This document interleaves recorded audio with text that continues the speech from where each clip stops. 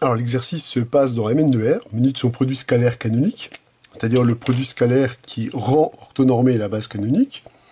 Alors ce produit scalaire, on le connaît bien, hein. Si on prend deux matrices A et B de Mn de R, le produit scalaire canonique, c'est celui qu'on obtient en additionnant la somme du produit des coordonnées des coefficients de A avec les coefficients de B. Donc c'est la somme des AIJ multiplié par les termes BIJ. Bon, il se trouve qu'on a vu en cours que cette somme-là correspond à une trace. Elle correspond à la trace de la matrice transposée de A fois B. Donc voilà le produit scalaire avec lequel on va travailler dans cet exercice. Alors on considère V le sous-espace de Mn de R formé des matrices de trace nulle, alias le noyau de la trace. Donc si je l'écris explicitement, c'est l'ensemble des matrices M de Mn de R tel que la trace de M est égale à 0. C'est donc le noyau de la forme linéaire trace, donc un hyperplan de l'espace Mn de R. L'objectif est de déterminer la distance entre la matrice H, dont tous les coefficients sont égaux à 1, à l'espace vectoriel V qu'on vient de décrire ici.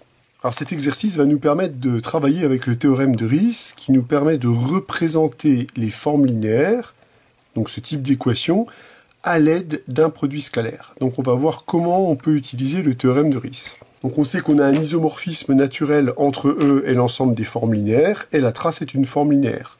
Autrement dit, la trace de la matrice M, je peux l'écrire à l'aide du produit scalaire naturel de Mn de R. Et c'est pas bien compliqué, puisqu'on voit que je peux l'écrire effectivement comme la trace de transposée de l'identité multipliée par la matrice M, c'est-à-dire, autrement dit, le produit scalaire de l'identité par la matrice M. On peut donc réécrire l'ensemble V en disant que c'est l'ensemble des matrices M appartenant à Mn de R, tel que le produit scalaire de M avec la matrice identité est égal à 0. On reconnaît tout de suite ici que V est l'orthogonale de l'identité. Ou si vous préférez manipuler des sous-espaces vectoriels, ce qui ici aura une importance à un moment donné, V, c'est l'orthogonale de la droite vectorielle engendrée par la matrice identité.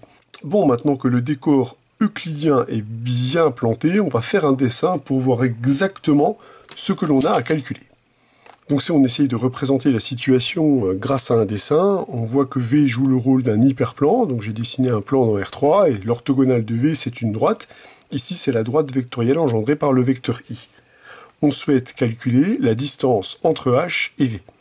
Alors, on va utiliser pour ça le théorème de projection. Ce théorème de projection, il nous dit que cette distance, elle peut se calculer, alors, soit en calculant le projeté sur V de la matrice H. Donc, il s'agit ici de calculer cette distance qui représente la norme de H moins PV de H.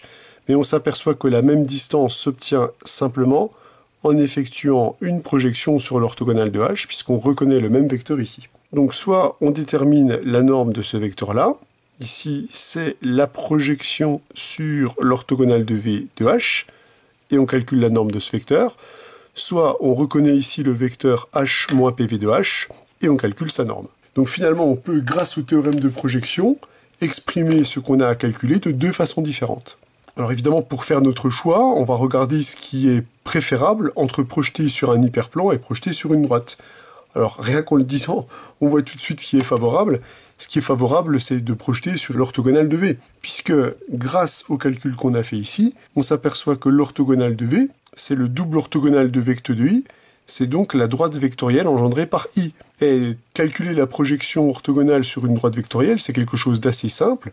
Il nous suffit d'obtenir un vecteur normé qui dirige cette droite vectorielle. Donc pour obtenir ce vecteur normé, comme I on a un vecteur directeur, on va calculer la norme de I au carré. En vertu du produit scalaire que l'on a installé, c'est la trace de transposée de I fois la matrice I, c'est-à-dire la trace de la matrice I, c'est-à-dire N. On en déduit donc que l'orthogonale de V est l'espace vectoriel engendré par le vecteur normé suivant, 1 sur racine de n multiplié par la matrice I. Alors ceci étant fait, pour récupérer le projeté de la matrice H sur l'orthogonale de V, on applique le théorème de projection orthogonale maintenant qu'on a un vecteur normé qui dirige cette droite. Donc l'expression de cette projection orthogonale, c'est le produit scalaire de H par ce vecteur normé, multiplié par ce vecteur normé. Et par conséquent, la distance que l'on cherche à calculer, c'est juste la norme de ce vecteur. Par homogénéité, quand on sort le scalaire, eh bien, il va sortir en valeur absolue. Et comme ce vecteur-là est normé, eh bien, la norme étant égale à 1, on récupère juste cette expression. Par linéarité du produit scalaire par rapport à la seconde place, on va pouvoir sortir la racine carrée de n.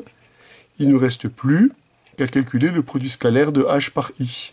Mais ce produit scalaire, c'est simplement la trace en appliquant la définition du produit scalaire de Frobenius, c'est donc la valeur absolue de la trace de transposé de h multiplié par i, c'est-à-dire la trace de transposé de h, c'est-à-dire la trace de h puisque h est symétrique.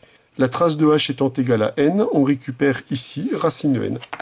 On peut donc conclure que la distance entre la matrice h et l'espace vectoriel V est égale à la racine carrée de n. Voilà pour cette utilisation du théorème de la projection orthogonale dans l'espace des matrices de Mn de R.